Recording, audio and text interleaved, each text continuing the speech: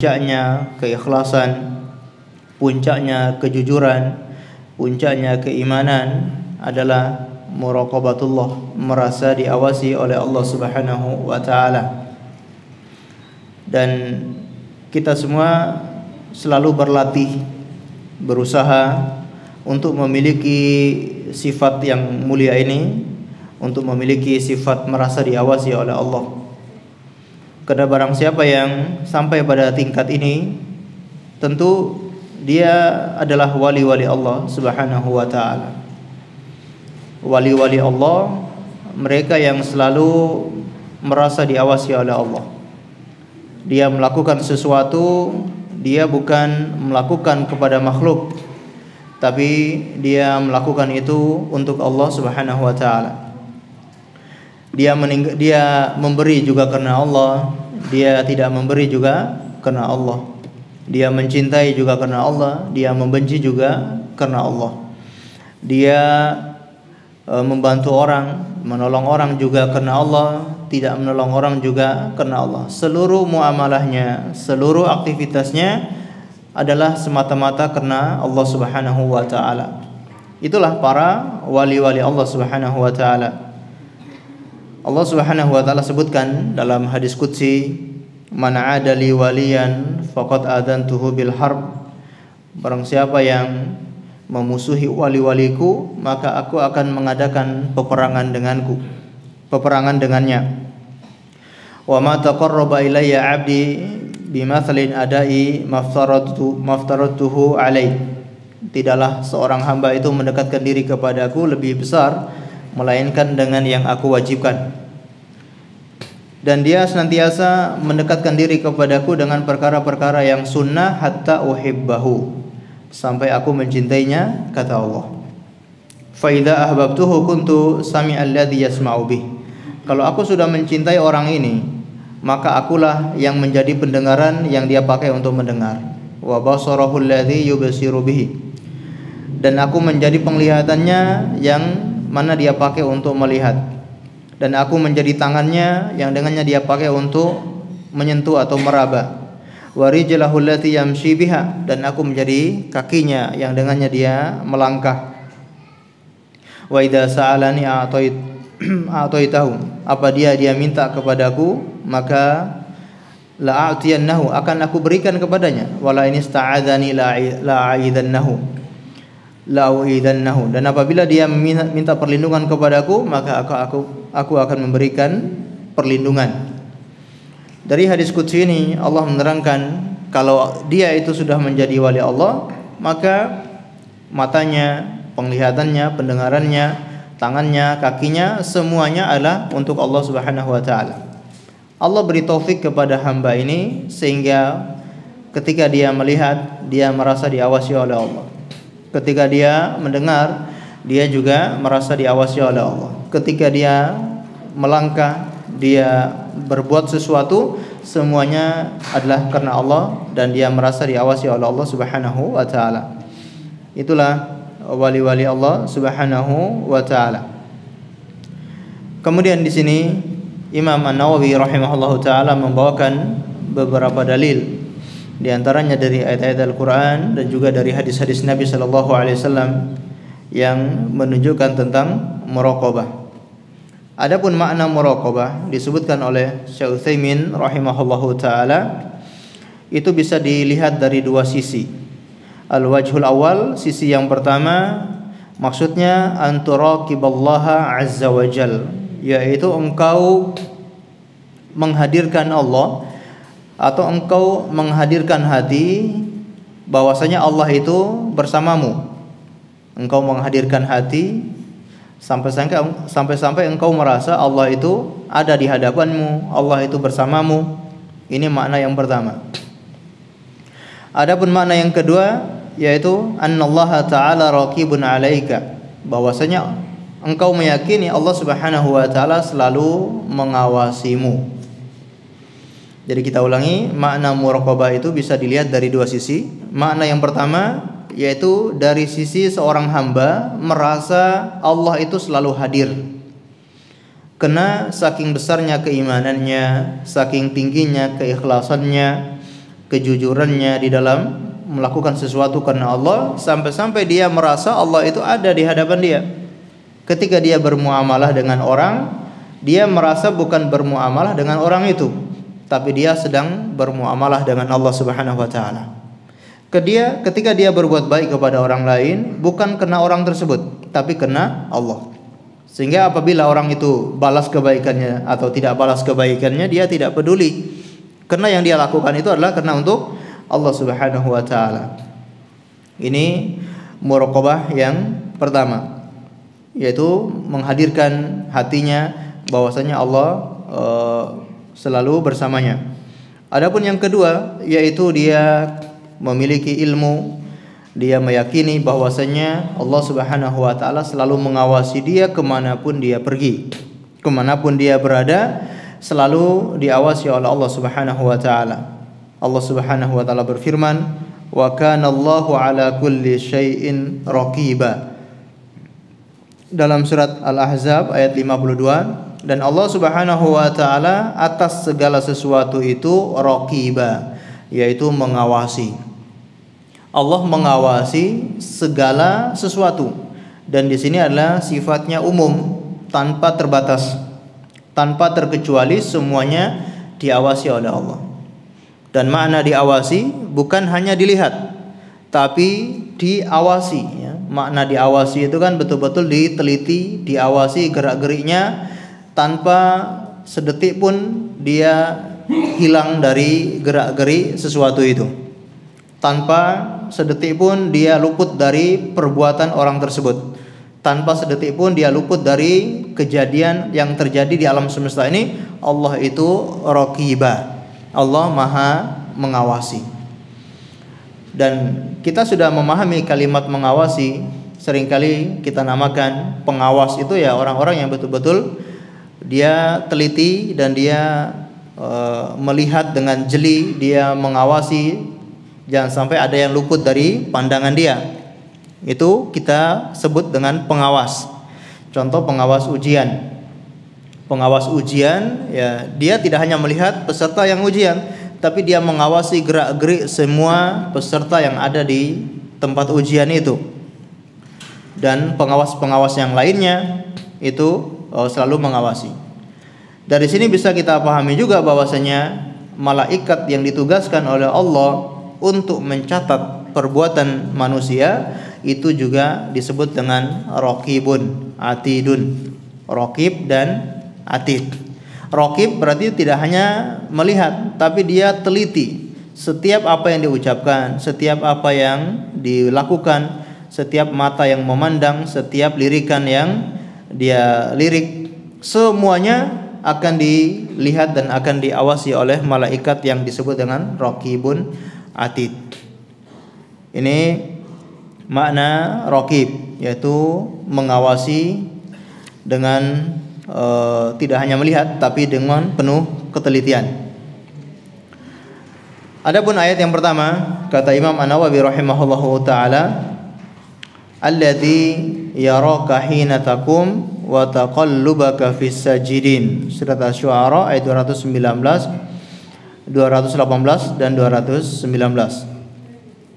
Kalau kita runut ayatnya, kata Allah Subhanahu wa taala, wa tawakkal 'alal azizir rahim alladzi yaraka hina taqum wa taqallubaka fis sajidin. Dan bertawakallah kepada Allah yang Maha Perkasa lagi Maha Rahim, Maha Penyayang, alladzi yaraka hina taqum, yang selalu melihatmu tatkala engkau berdiri, wa taqallubaka fis sajidin, dan gerakanmu bersama orang-orang yang sujud. Semua dilihat oleh Allah Subhanahu wa taala.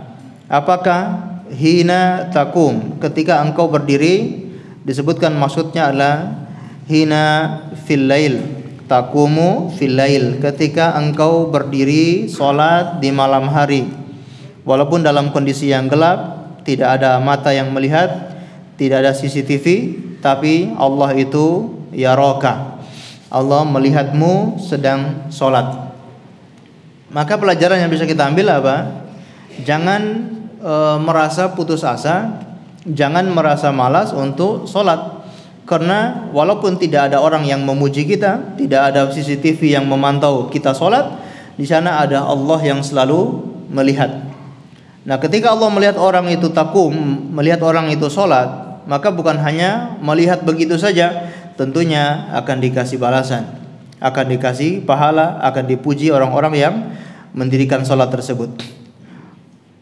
Ataupun wa taqallubaka fis sajidin, engkau gerakanmu ya dalam ruku, dalam sujud bersama orang-orang yang sujud ketika bersama-sama dengan orang. Ketika salat berjamaah, itu pun dinilai oleh Allah Subhanahu wa taala. Yang Allah nilai adalah kualitas dari ibadah salatnya mereka. Walaupun mereka satu tempat, mereka satu masjid, satu shaf, satu jamaah, satu imam, tapi Allah yang melihat gerakan dia dalam sujud. Kemudian ada faedah yang disebutkan oleh Syekh Utsaimin rahimahullahu taala. Kenapa di sini Allah menyebutkan gerakan salat itu ada dua yang disebutkan dalam ayat ini, yaitu hina takum wa taqallubaka fis sajidin. Engkau berdiri dan engkau sujud, untuk menunjukkan bahwa kedua kondisi ini adalah kondisi yang sangat mulia ketika orang itu sholat. Jadi gerakan sholat atau kondisi sholat yang paling mulia adalah ketika dia berdiri dan ketika dia sujud. Dari satu sisi berdiri lebih mulia dari sujud, dari satu sisi sujud lebih mulia dari berdiri. Berdiri lebih mulia dari sisi untuk berzikir, untuk bacaan. Dari sisi bacaan, maka ketika berdiri itu lebih utama. Adapun dari sisi hay'ah, dari sisi gerakan fisik, maka ketika sujud itu lebih utama daripada berdiri. Kenapa? Alasannya kata Syekh Utsaimin rahimahullahu taala, ketika berdiri itu kenapa lebih mulia dari sisi bacaannya? Karena ketika berdiri seseorang membaca Al-Quran. Bahkan mungkin ada orang yang menghabiskan berjuz-juz Al-Quran ketika berdiri. Dia berdiri dengan sangat lama dan menghabiskan bacaan Al-Quran yang sangat panjang. Dan dia bisa menikmati bacaan Al-Quran itu. Dia merenungkan ayat-ayat Allah. Dia mengambil ibrah dan faedah dari ayat-ayat yang dia baca. Ini tentunya sangat utama. Dan kondisi ini tidak mungkin kecuali ketika berdiri. Karena kalau sujud, ruku atau kondisi yang lainnya tidak diizinkan untuk membaca Al-Quran. Kecuali memang doa-doa yang di dalam Al-Quran boleh dibaca ketika sujud. Doa yang terkandung dalam Al-Quran, Rabbana atina fid dunya hasanah wa fil akhirati hasanah wa qina adzabannar. Ataupun doa-doa yang lain yang ada dalam Al-Quran boleh kita baca ketika sujud. Adapun bacaan secara umum tidak boleh dibaca kecuali di saat berdiri. Taib. Dan bacaan Al-Quran adalah bacaan yang paling utama. Ya, zikir yang paling utama adalah membaca Al-Quran. Adapun dari sisi hayah, dari sisi gerakan anggota badan, maka sujud lebih utama dari berdiri, karena ketika sujud itu adalah sedekat-dekatnya seorang hamba dengan Tuhannya, Allah Subhanahu wa taala. Kata Nabi sallallahu alaihi wasallam, aqrabu ma yakunul 'abdu min rabbih wa huwa sajid. Sedekat-dekatnya seorang hamba dengan Rabb-nya adalah ketika dia sedang sujud. Maka beliau perintahkan kepada umatnya untuk memperbanyak membaca doa ketika sujud. Baik. Ini hikmah atau faedah kenapa Allah menyebutkan dua kondisi ini, kondisi berdiri dan kondisi sujud. Kemudian ayat yang berikutnya, wa qala Allah Ta'ala huwa ma'akum aynama kuntum. Surat Al-Hadid ayat 4. Dia, yaitu Allah Subhanahu wa taala, bersama kalian aynama kuntum, di mana saja kalian berada. Ini surat Al-Hadid yang Allah Subhanahu wa taala sebutkan di ayat yang keempat. Kalau kita baca ayatnya, huwallazi khalaqas samawati wal arda fi sittati ayamin thumma istawa 'alal arsy ya'lamu ma yaliju fil ardi wa ma yakhruju minha wa ma yanzilu minas sama'i wa ma ya'ruju fiha wa huwa ma'akum aynama kuntum wallahu bima ta'maluna basir. Dialah yang telah menciptakan langit dan juga bumi fi sittati ayyamin, dalam 6 masa. Tsumma stawa 'alal arsy, kemudian Allah beristiwa di atas arsy. Ya'lamu ma yaliju fil ardi wa ma yakhruju minha, Allah mengetahui apa saja yang masuk ke dalam bumi dan apa saja yang keluar dari bumi. Wa ma yanzilu minas sama'i wa ma ya'ruju fiha, apa saja yang turun dari langit dan apa saja yang naik ke atas langit. Wa huwa ma'akum aynama kuntum, dan Allah itu bersama kalian di mana saja kalian berada. Wa huwa wallahu bima ta'maluna basir, dan Allah itu Maha mengetahui apa saja yang kalian kerjakan, dan Allah itu melihat apa saja yang kalian kerjakan. Ma'asyiral muslimin wal muslimat, a'azzanillahu wa iyyakum. Ini menunjukkan bahwasanya Allah itu mengawasi, Allah itu melihat, Allah itu mengetahui segala apa yang ada di alam semesta ini. Apa yang masuk ke dalam bumi, apa yang keluar dari bumi, apa yang turun dari langit, apa yang naik ke atas langit, semuanya diketahui oleh Allah Subhanahu wa taala. Bahkan tidak hanya itu, Allah Subhanahu wa taala mengetahui bahkan ilmu-ilmu gaib, perkara-perkara gaib, dedaunan yang berjatuhan di dalam malam yang gelap gulita, bahkan biji-bijian yang ada di dasar laut, semuanya diketahui oleh Allah Subhanahu wa taala. Allah berfirman dalam surat Al-An'am ayat 59, wa indahu mafatihul ghaib la ya'lamuha illahu wa ya'lamu ma fil barri wal bahri wa ma tasqutu min waraqatin illa ya'lamuha wa la habatin fi dhulumatil ardi wa la ratabin wa la yabisin illa fi kitabim mubin. Dan di sisinya lah ilmu gaib, tidak ada yang mengetahuinya kecuali Dia. Dia mengetahui apa yang ada di daratan maupun yang di lautan. Wa ma tasqutu min waraqatin, ya, tidaklah satu daun pun yang jatuh illa ya'lamuha, kecuali Allah mengetahui. Wala habbatin fi dhulumatil ardi, dan tidaklah ada satu biji pun yang ada di dalam kegelapan tanah, kegelapan bumi. Wala ratabin, apakah itu basah, apakah itu kering, illa fi kitabim mubin, melainkan semuanya sudah tercatat di dalam kitab yang nyata, yaitu Lauhul Mahfuz. Jadi ini menunjukkan ilmu Allah Subhanahu wa taala yang begitu luas, mengetahui setiap apa saja yang ada di alam semesta ini. Maka seseorang selalu merasa dilihat dan diawasi oleh Allah Subhanahu wa taala. Dan kalimat ma'akum, ya, Allah bersama kalian, ini dibahas oleh para ulama dalam masalah ma'iyatullah, kebersamaan Allah dengan hambanya itu ada 2 macam. Ma'iyatullahu bersifat am dan bersifat khassah. Kebersamaan Allah yang bersifat umum dan kebersamaan Allah dengan hambanya atau dengan makhluknya yang bersifat khusus. Adapun yang bersifat umum, yaitu yang mengandung pengetahuan dan kemampuan Allah untuk muhitun bikulli syai', meliputi dan mengetahui segala sesuatu. Itu kebersamaan Allah yang bersifat umum. Jadi seperti ayat ini, wa huwa ma'akum aynama kuntum, dan Dia bersama kalian di mana saja kalian berada. Apa makna Allah bersama kalian di sini? Maknanya adalah Allah mengetahui, Allah mengawasi, Allah ilmunya meliputi kalian, segala sesuatu diliputi keilmuannya oleh Allah Subhanahu wa taala. Ini kebersamaan yang umum, dan ini tanpa terkecuali. Kepada orang kafir juga Allah bersama mereka, kepada hewan-hewan, kepada makhluk, kepada apa saja, tumbuh-tumbuhan, semuanya itu Allah bersama makhluknya. Ini maksudnya adalah ilmu dan pengawasan.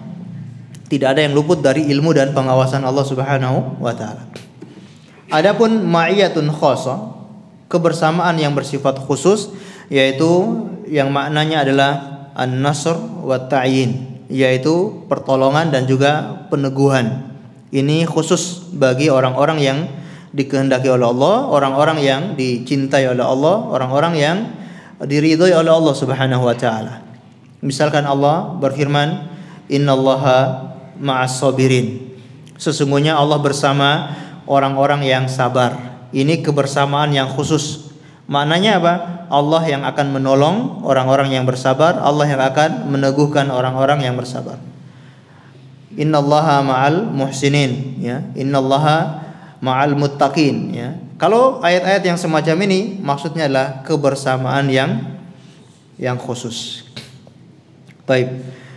Kemudian ayat yang lain, innallaha la yakhfa 'alaihi syai'un fil ardi wala fis sama'. Sesungguhnya Allah Subhanahu wa taala tidak ada yang menutupi sedikit pun sesuatu yang ada di bumi maupun yang ada di langit. Tidak ada yang menutupi dari pengawasan dan dari penglihatan Allah Subhanahu wa taala. Sebagaimana ayat yang tadi kita baca, semuanya diawasi, semuanya dilihat dan semuanya tercatat dalam kitabnya yang mubin. Makanya Syekh Utsaimin juga menyebutkan, misalkan ada sebuah biji yang ada di dalam lautan, maka Allah Subhanahu wa taala mengetahui biji tersebut walaupun biji ini diliputi ataupun ditutupi oleh 5 kali kegelapan. Biji ini ditutupi dengan 5 kegelapan. Kegelapan yang pertama yaitu kegelapan pasir ataupun kegelapan tanah yang ada di dasar laut menutupi biji tersebut. Kegelapan yang kedua adalah kegelapan lautan, di dasar laut yang gelap. Kemudian, dan itu jika terjadi di malam hari, maka ditambah lagi dengan kegelapan malam.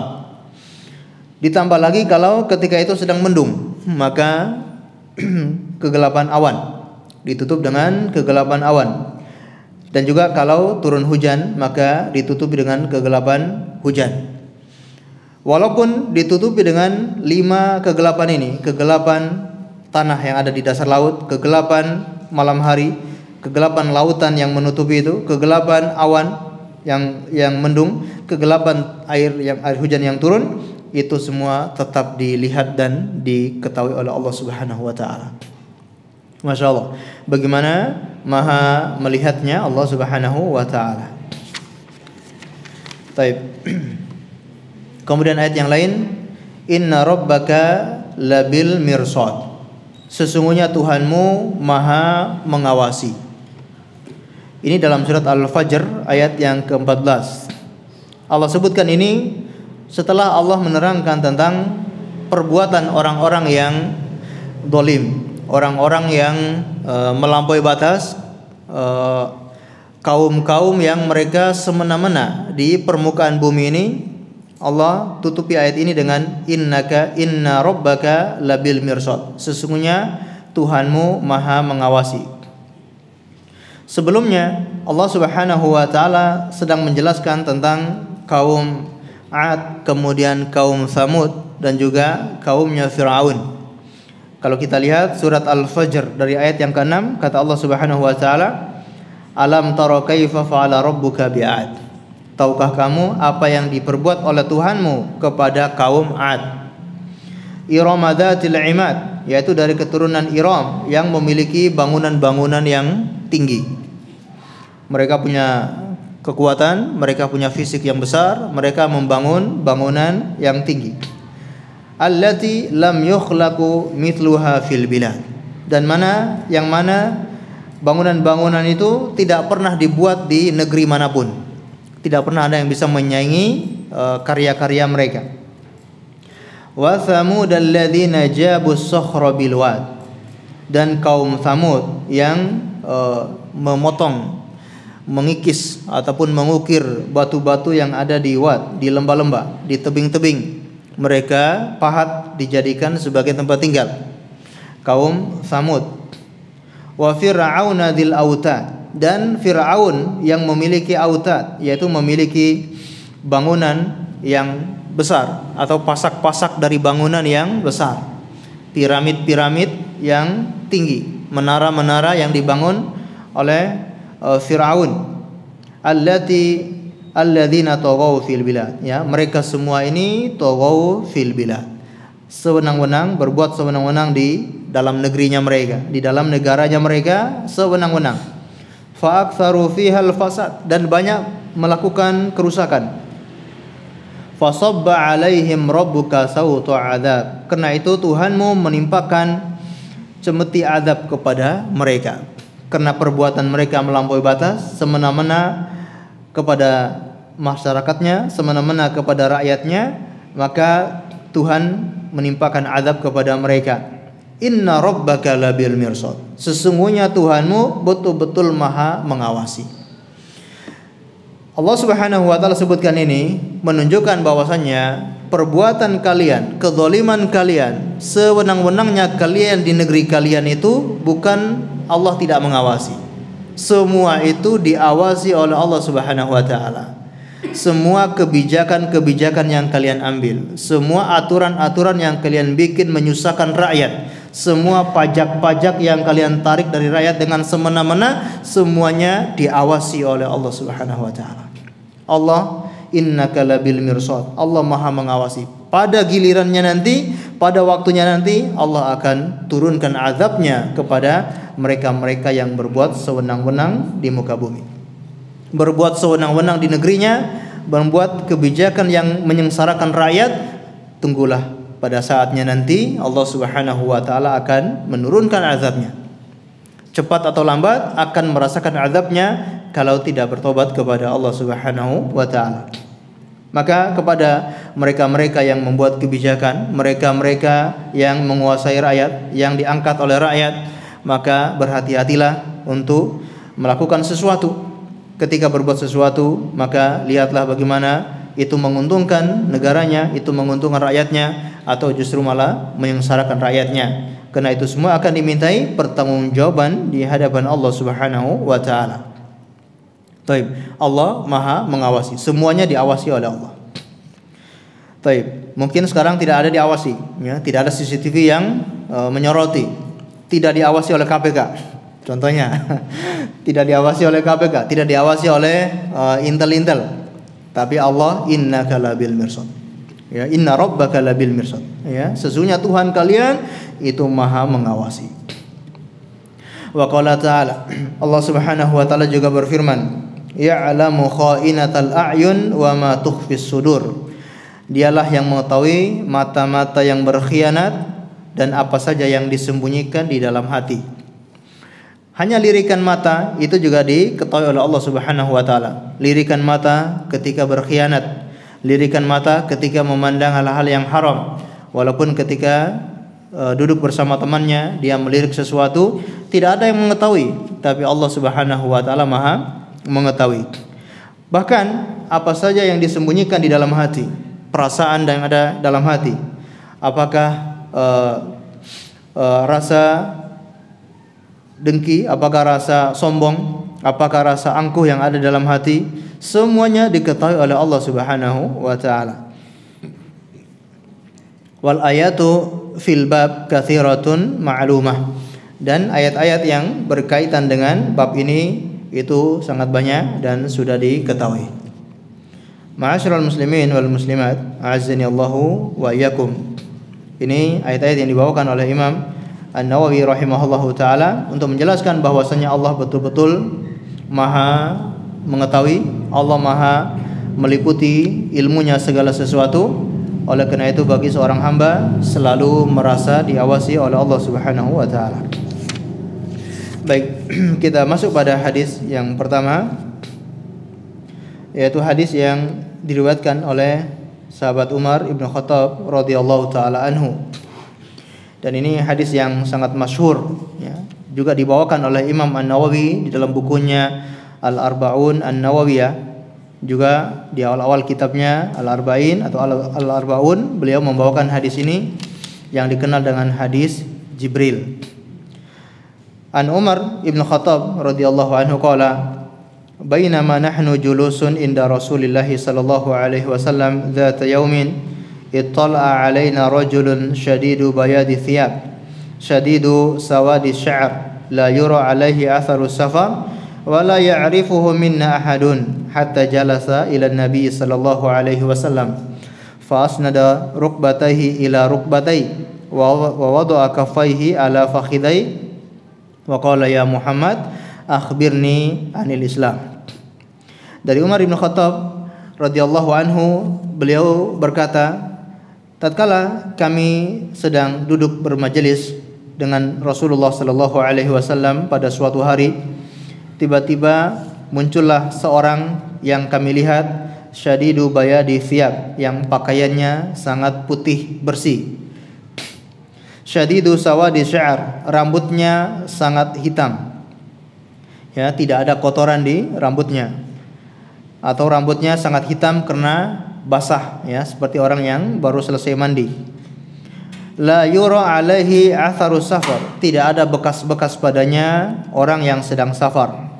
Wala ya'rifuhu minna ahadun, tapi di antara kami tidak ada satupun yang mengetahuinya. Jadi ini sungguh mengejutkan bagi para sahabat, ya, termasuk Umar bin Khattab yang menceritakan kisah ini. Tiba-tiba muncul seseorang laki-laki yang orang itu memiliki baju yang bersih, ya, menunjukkan dia bukan orang yang sedang safar.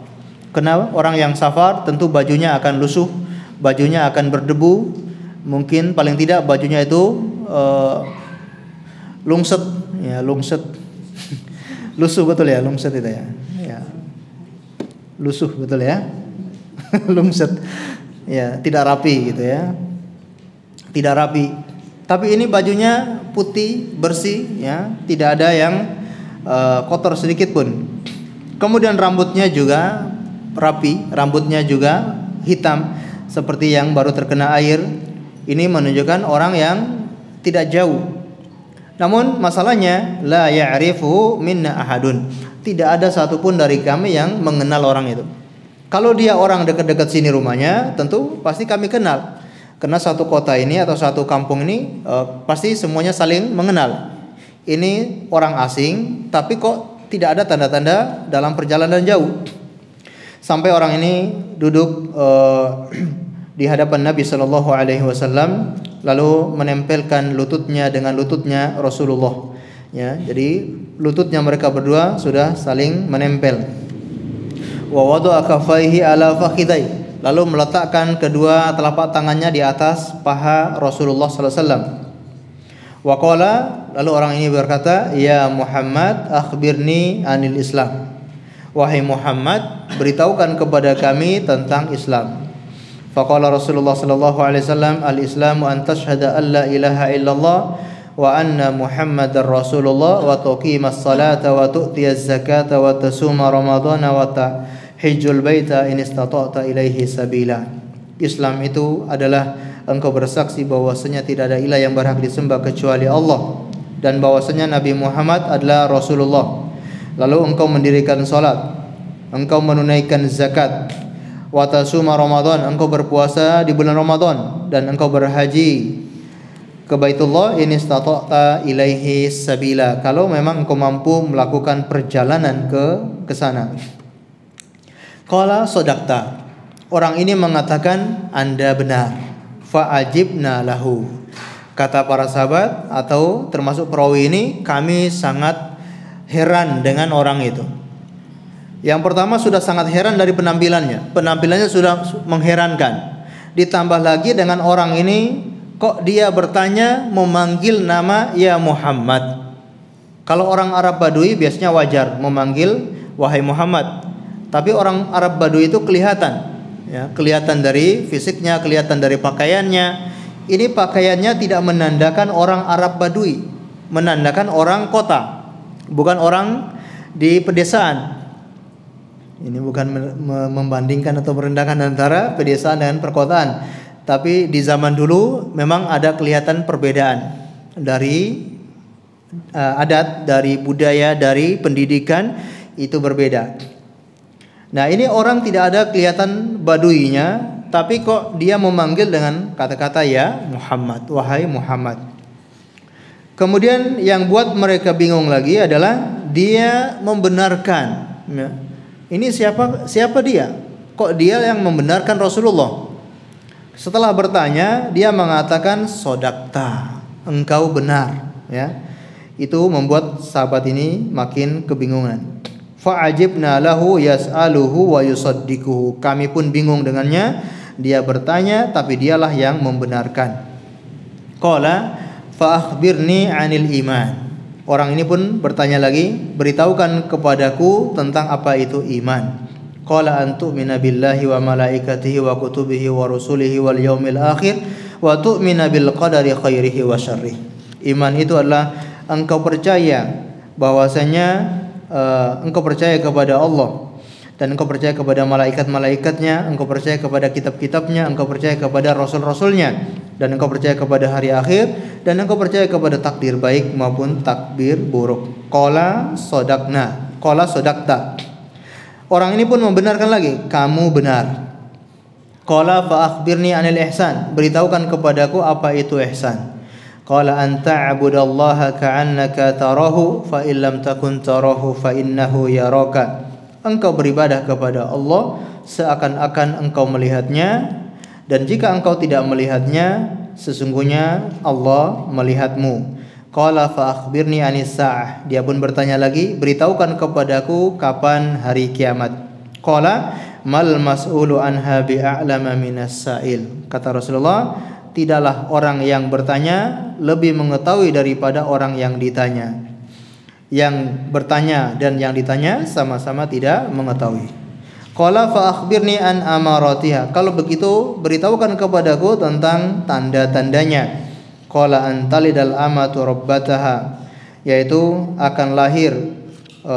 akan melahirkan seorang budak perempuan majikannya. Seorang budak melahirkan majikan. Wa antaral hufatal auratal alah ri'a asya'i yatatawaluna fil bunyan. Engkau akan melihat orang-orang yang khufatal auratal alah, orang-orang yang tidak beralas kaki, orang-orang yang tidak memakai baju karena miskin. Ri'a asya'i, orang-orang yang alah, orang-orang yang fakir. Ri'a asya'i, yang mereka mengembala kambing. Yatatawaluna fil bunyan, sudah mulai berlomba-lomba untuk meninggikan bangunan. Thumma intalaqa falabihtu maliyan thumma qala, kemudian orang ini pun pergi. Aku pun duduk sejenak. Aku pun duduk masih berada di majelis tersebut. Thumma qala ya Umar. Kemudian Rasulullah bertanya, wahai Umar, atadri manis sa'il? Tahukah kamu siapa orang yang bertanya itu? Qultu Allahu wa rasuluhu alam. Aku berkata, Allah dan Rasulnya yang lebih tahu. Qala fa innahu Jibril atakum yu'allimukum dinakum. Sesungguhnya yang datang itu adalah Jibril. Dia datang untuk mengajarkan kepada kalian agama kalian. Hadis riwayat Muslim.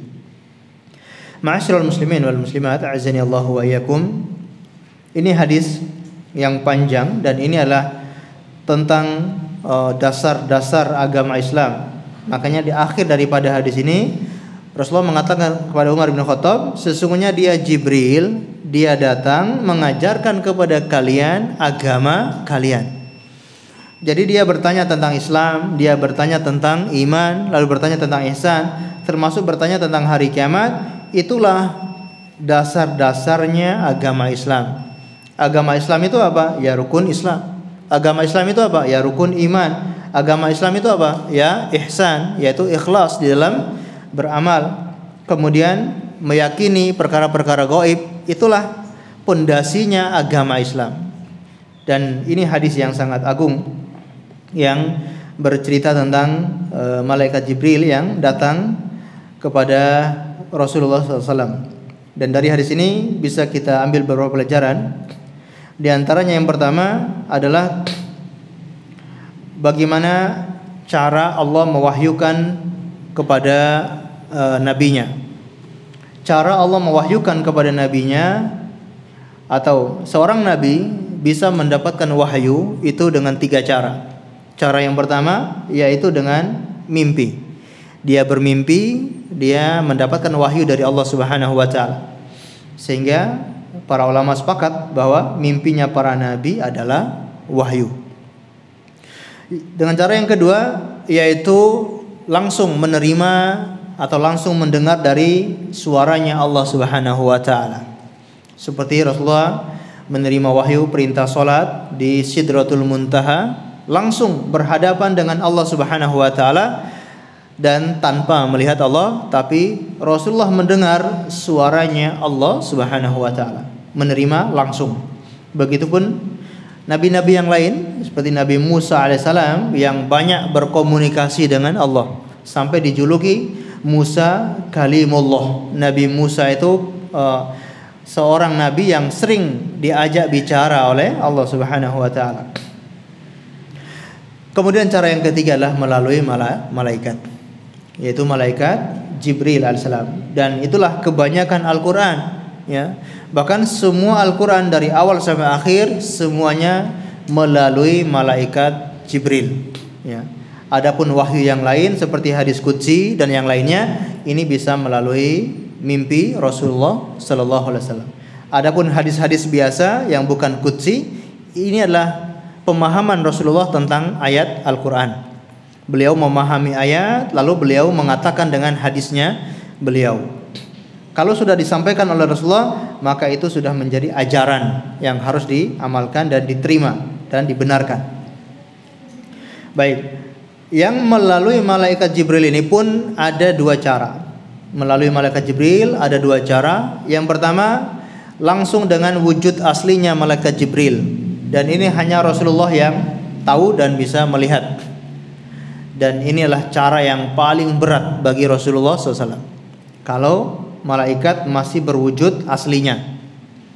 Disebutkan dalam beberapa riwayat Rasulullah mendengar seperti suara salatil jaros atau suara gemerincingnya besi ataupun rantai yang ditarik. Sebagian menyebutkan itu suara sayapnya malaikat Jibril, ya, bagaikan lonceng atau bagaikan bel yang punya getaran dan punya suara yang memekakkan telinga. Ini kondisi sangat berat bagi Rasulullah SAW, sehingga disebutkan kalau beliau berada di malam hari yang sangat dingin, beliau sampai berkeringat karena harus fokus untuk mendengarkan wahyu tersebut. Beliau berkeringat. Kadangkala kalau di atas kendaraan ini bisa sampai duduk di atas unta. Ketika mendengar wahyu, unta ini sampai duduk saking beratnya menerima wahyu tersebut.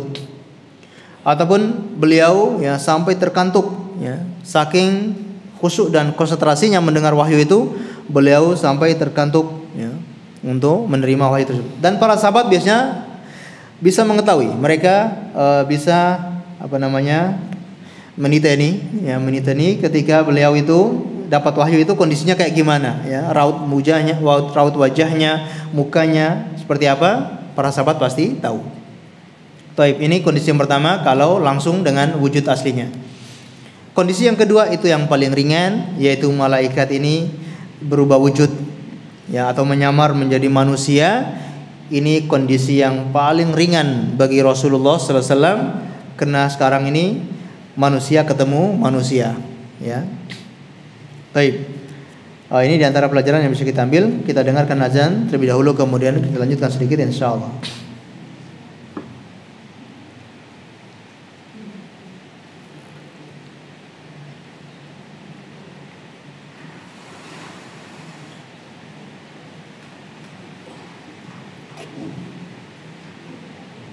Allahu Akbar,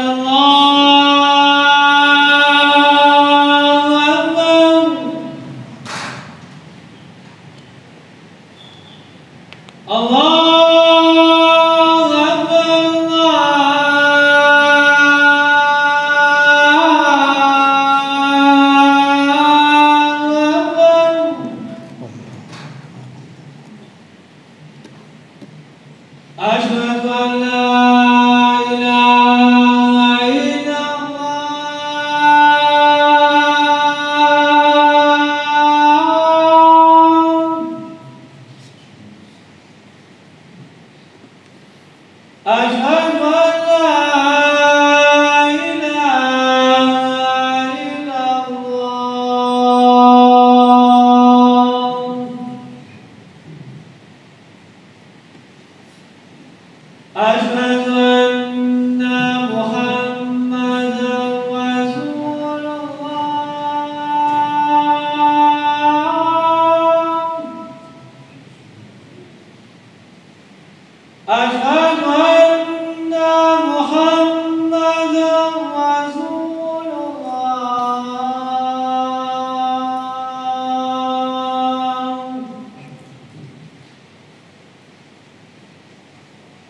حي على الصلاة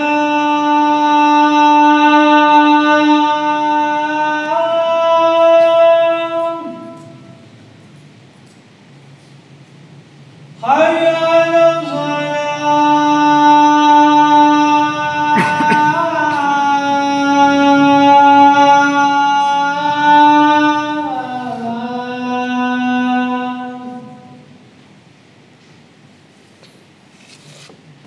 حي على الفلاح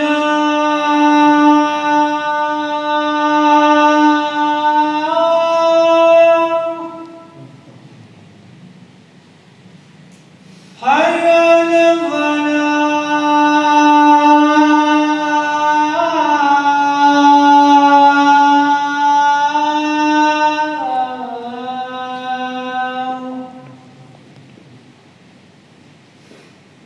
الله أكبر الله أكبر لا إله إلا الله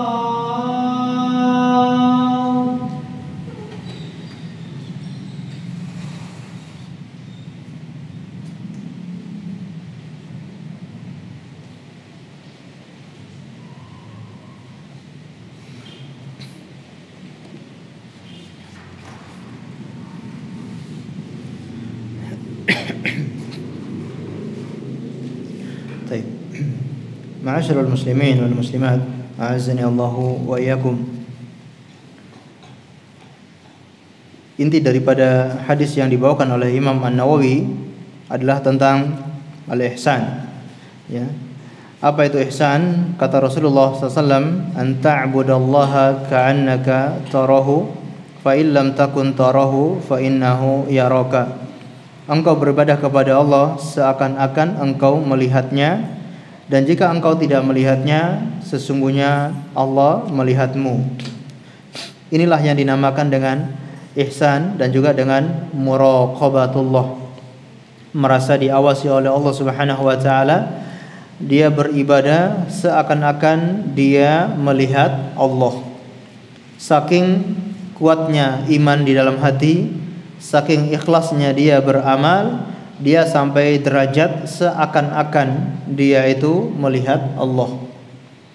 Dan tentunya ini bukan bermakna orang itu bisa melihat Allah di dunia dengan mata telanjang atau dengan mata yang terjaga.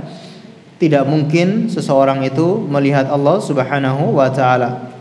Karena Rasulullah sallallahu alaihi wasallam bersabda, "Wa'lamu annahu la yara ahadun minkum rabbahu hatta yamut." Ketahuilah bahwasanya tidak ada yang bisa melihat Tuhannya sampai dia meninggal dunia. Sampai hari kiamat baru seseorang itu melihat Allah Subhanahu wa taala dengan mata sadar. Dan ini ijma' para ulama. Sepakat di dunia ini tidak ada seorang pun yang bisa melihat Allah dengan mata sadarnya. Namun kalau dalam tidur, melihat dalam mimpi, ini diperselisihkan oleh para ulama. Apakah ada yang melihat Allah dengan mimpi?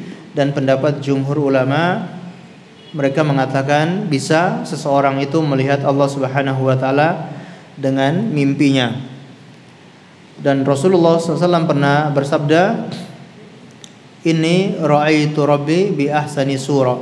Aku telah melihat Tuhanku tadi malam itu dengan seindah-indahnya wajah atau seindah-indahnya bentuknya.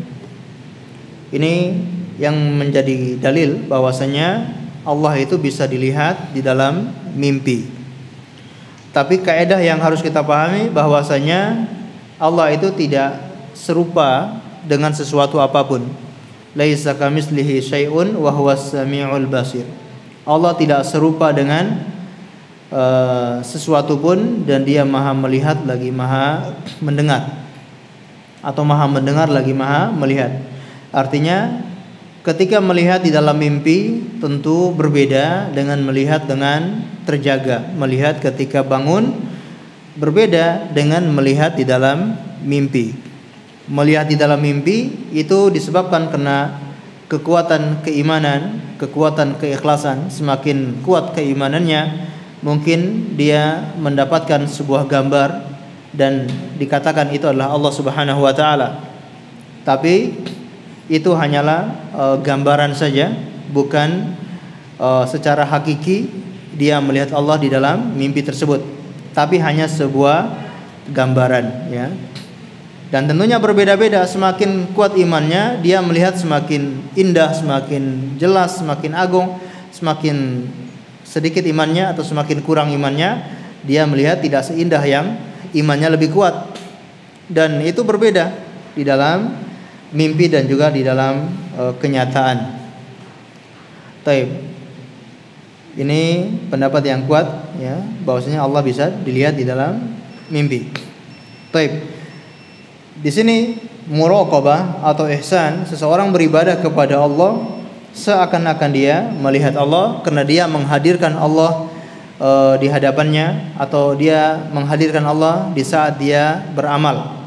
Ketika dia sholat, dia merasa dilihat oleh Allah, diawasi oleh Allah.